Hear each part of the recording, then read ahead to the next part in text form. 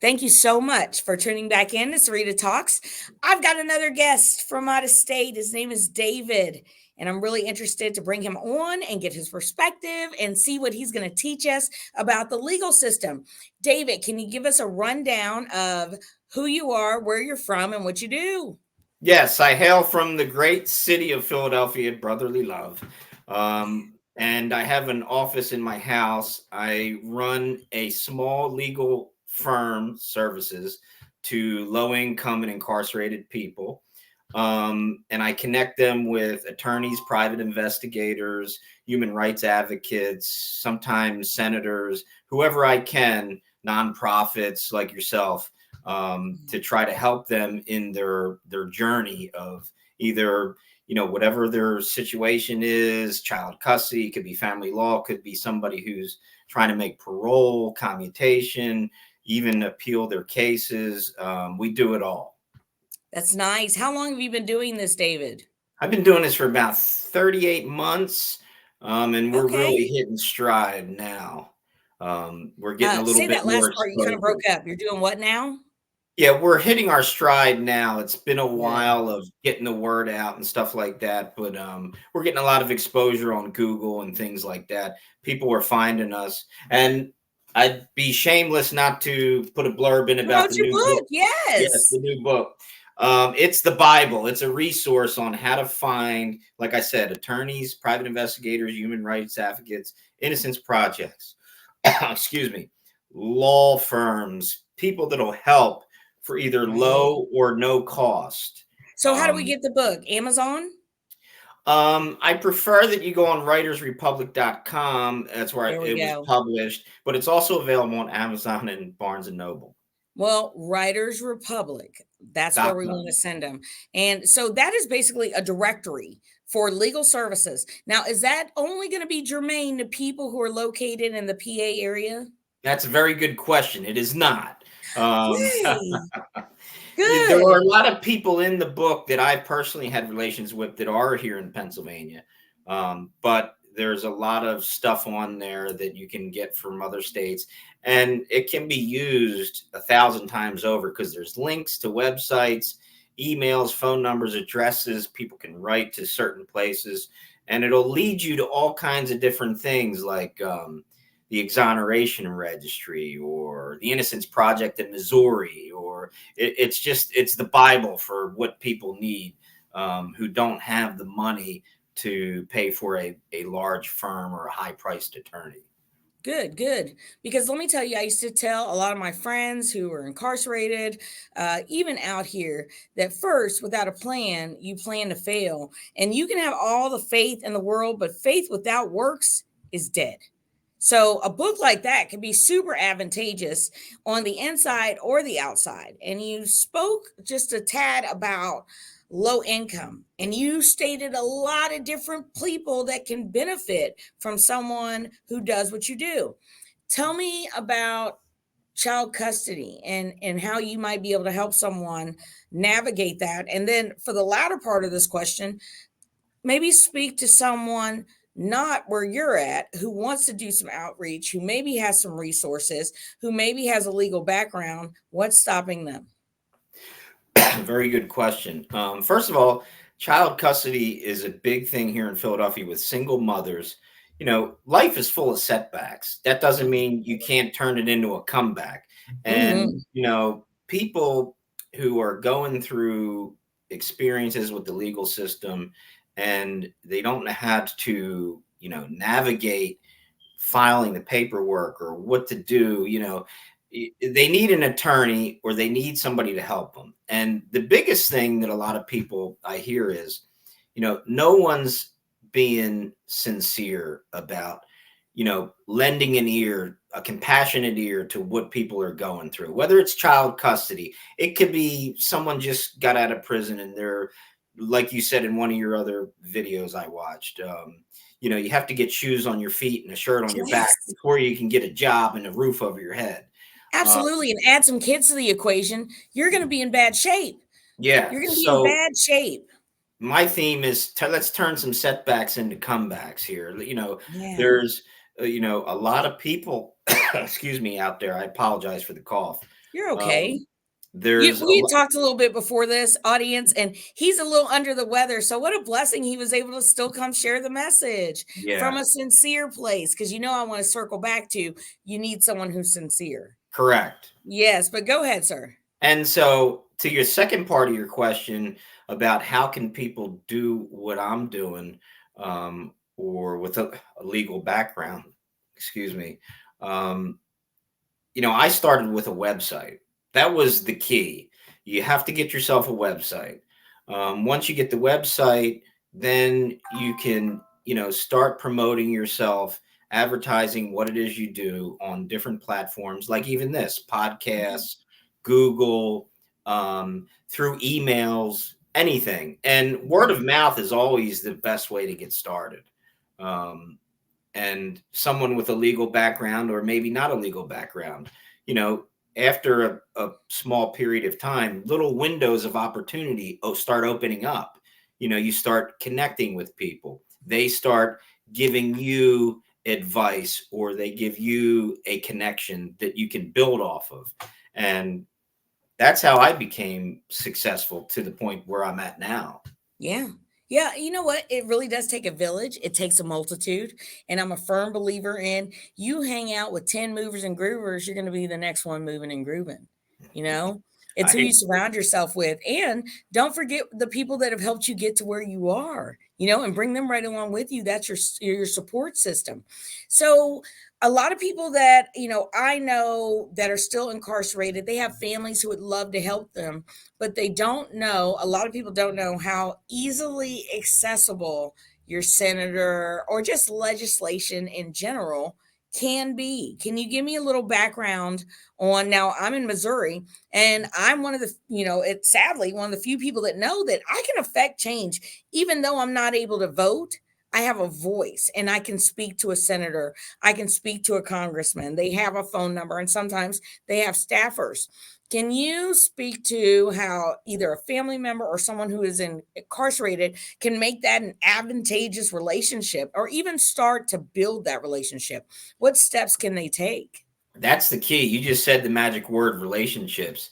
Oh, I yeah. had a relationship with a client's father here in Philadelphia who had a strong connection to Senator Sharif Street, very popular senator, Yeah. local Philadelphian. His father was the Mayor John Street. And so I was introduced to him and his staff through the client's father. Mhm. And it was a productive meeting. And then I found out that his staff has different departments and people that have different roles. Like, they can reach out to someone's incarcerated loved one, or reach out to the prison or the superintendent. They can do an investigation. They can do a wellness check. They can advocate for them. Oh, A lot of people don't know that. I didn't This. even know that. Yeah, your senator is there to represent you. You're his constituent. And if you're his Yeah. constituent and you have a loved one who's in prison, well, that doesn't mean he can't help them as well. Right, right. Because, this is a whole nother tangent, but gerrymandering. So when they go and get those census numbers, they come straight to the prison. And we're 1,400 voters or 1,400 members of the population. So, and in any aspect, if you're going to count us, then please don't count us out. And like I said, that's a whole nother to do. But I'll give you another brief segue. sure. I wanted for the longest time to meet the district attorney of Philadelphia. His name's Larry Krasner. He's always in the news. He's kind of a revolutionary district attorney where he's not pro prosecution and lock him up and throw away the key. His policies are a lot more compassionate, and therefore he gets a lot of controversy. But I found out that he was going to be at a local, it was like a block party in Philadelphia where there was going to be some speakers and there was going to be some food and stuff like that. And I said, you know what? Let me just go down there on a whim and see if I can finally meet Larry Krasner. Yeah. And so I go down there, and it's the summertime, and there's food, and people are walking, and there's a little stage and getting ready for speakers and stuff like that. And here down the street, He's walking in a hat and sunglasses and regular shirt and pants, khaki pants. You wouldn't even know it was him. And I looked at him and I walked up to him and I said, "Are you Larry Krasner, the district attorney?" He says, "Yes, I am." And I said, "Wow." I said, "I've been wanting to meet you for the longest time." I said, "Do you mind if I get a photo with you?" He was very cordial. We took a photo together. We talked a little bit about what I'm doing. Then he went up on stage. And that's just an example of, how you can meet people. Yes, accessible, accessible. And I used to tell people all the time, because I tell the story of, I was a receptionist, but I was a receptionist at the right place. So I was meeting all the people. And I remember having a conversation and I said, "Hey, listen, I'm gonna have to step down from my job. And at the same time, I'm a formerly incarcerated person. I'm going to start telling people and see what I can, do, because I'm going to have a little bit more free time." I was unable to keep a full-time job at that time because, my parents were elderly, not doing well, and my mom came to stay with me. And he said, "But, just for selfish reasons, I want you to stay in that job because you're around all the people that can help you." So I made sure to be very intentional about staying in the places and the spaces to where I could be around the people that could institute change, the titans of industry. So you going to that block party, you were putting yourself in the places and the spaces. Now, if I'm currently incarcerated and I've got your book, who do I need to be writing so my letter's getting in those places and spaces? I'm sorry, say that again. I didn't I catch said, the "Now, if I'm incarcerated and I've got your book, who do I need to be contacting so I can stay in those same places and spaces, so I can build those relationships, so I can keep my network strong?" Because just like you walked up to that gentleman, the DA, and he was kind and welcoming, sometimes you can find that through a letter. I know I've heard of a man, I can't now, God forgive me, I do not know his name. He wrote a letter to the White House and Obama got it. And do you know who I'm talking about? No, but And he just I've heard the started story. this whole ripple effect of being, prosecuted under a drug crime disparity, the crack cocaine disparity. But his letter made it to the White House. So, what are the most important letters I need to be writing and incorporating the book? Tell me the name of the book one more time and show it to me so we Yes. can make sure everybody sees it. Where to find a pro bono lawyer, but it's got so much more in it. I It's a mean, directory, yeah, right? it's a resource, but it's got so much more in it. I mean, for guys who are incarcerated, there's a section with 500 issues you can raise on appeal. I mean, there's just bios and resumes in here Yeah. from a lot of local human rights advocates and stuff like that, organizations, innocence organizations.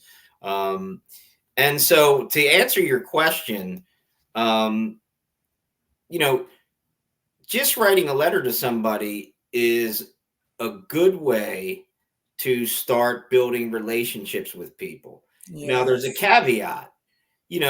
If you send one letter to somebody and you don't get a response and you give up, No.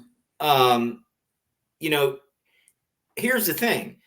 If you're writing a letter to somebody and asking them for a specific request, and maybe they can't honor the request, they may know somebody who can. For example, you reach out to an attorney and say, "Listen, this is what happened to me, and I'm looking for this specific help." That attorney may not be able to help you, but he may know somebody else. Yeah, so maybe put it in there, and if you can't, please tell me who will. Please Yes, help me get to, but like you said, that one letter's not gonna do it. You've right. got to put in the work. You got to You've got be to. my phrase is this: you got to be a hound dog for justice. That's You right, that's you right. you gotta track every lead down, and you gotta really put in the work. You're right. Especially when it comes to you personally, or your sister, or your brother, or your cousin, or your mom, or your dad, or your child, Well, not like, only that, we can. Yeah, go ahead. I can't tell you how many people tell me this when I get a call and they found me on Google and they say, "I've talked to 20 lawyers. I've talked to 20 different innocence projects. I've talked to 20 different investigators. And you're the first one who's willing to, give me some assistance, listen to my story, refer me to somebody." And so that's what I'm saying. If the person gave up after the first try or the first or second phone call, they would have never got to me. Absolutely. Wow. That's powerful. That's powerful. Keep on knocking Mhm. and it shall be open. Keep on seeking and you will find. Yes. That is so true because let me tell you, I was speaking earlier about some doors that have been closed.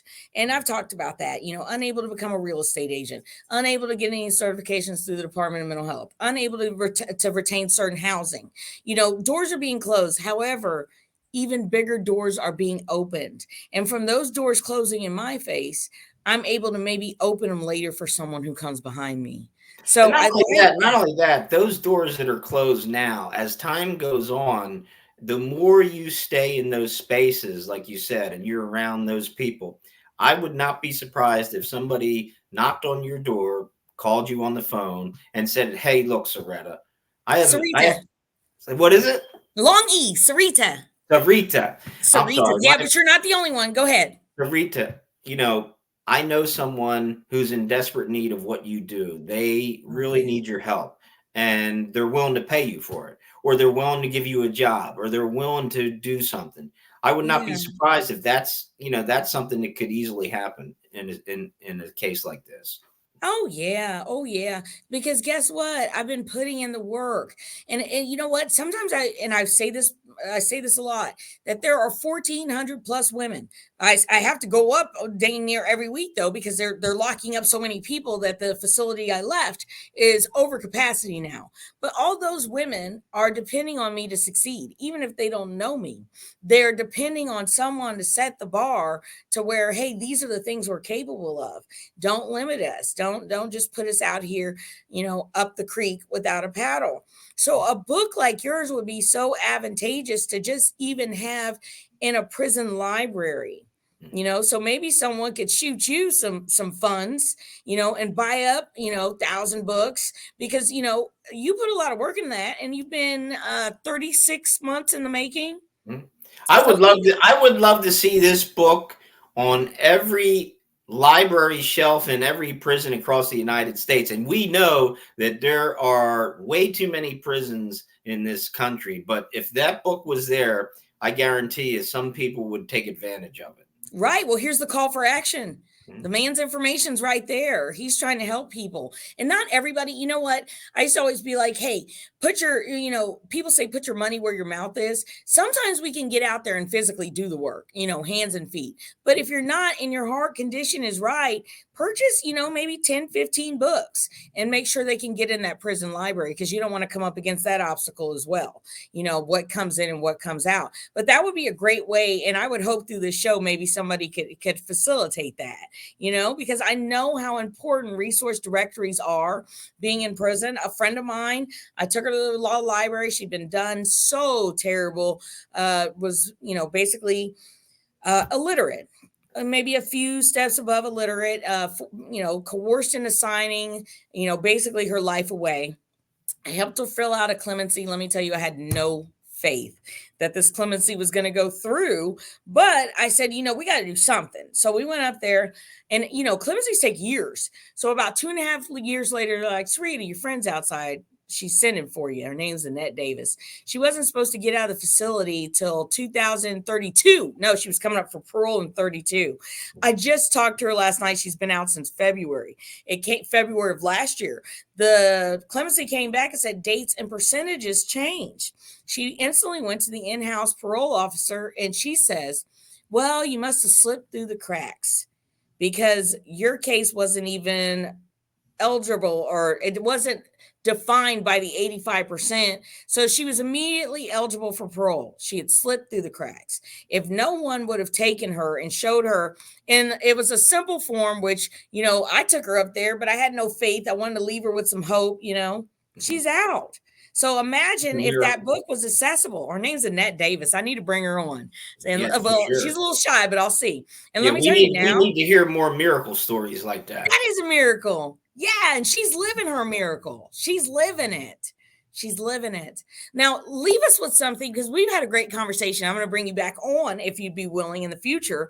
But I just want to know what your services are, how they can access them. I'm going to throw some more information out when I put this out for your website, correct? And some more information about you. So when you see this, you can always get that there. But leave us with a good overview of all the great things that Legal Eagles is doing and can do it with additional funding. Yes, Legal Eagles here in Philadelphia is a revolutionary idea, and that is for people who can't afford high-priced attorneys, yet they're not so poverty-stricken they can get a free legal aid lawyer. They can come to us, and we get them a deep discount, if not, the lowest possible amount of money or fee to get quality representation. Nice. And we do everything: family law, criminal law, civil law, you name it. Wow, We elder fraud, we do it all. And that's good. we have a compassionate ear, and we get back to everybody as quickly as we can. We're not this big conglomerate that you'll just call and be a number and nobody will ever get back to you. I hear that a lot. It's very disheartening for people when they're going through an emotional situation. They could be losing their house. We Oh get man. people calling a lot of cases, they're losing their house. They're being evicted, Mm-hmm. landlord tenant situations. I get to see a lot of stuff on the front lines out here in Philadelphia, and I'm sure it's happening in other cities too. People are going through a lot, and they can reach us at www.legal-eagles.org. It's on your screen, and they can call us at our business number, which is 267-946-2322. Once again, 267-946-2322. My email is dave@legal-eagles.org. Good. So you can find us on Google, you can find us on Facebook, you can find us on YouTube, and we do podcasts when we can. We're trying to Yeah. build up Well, our reputation.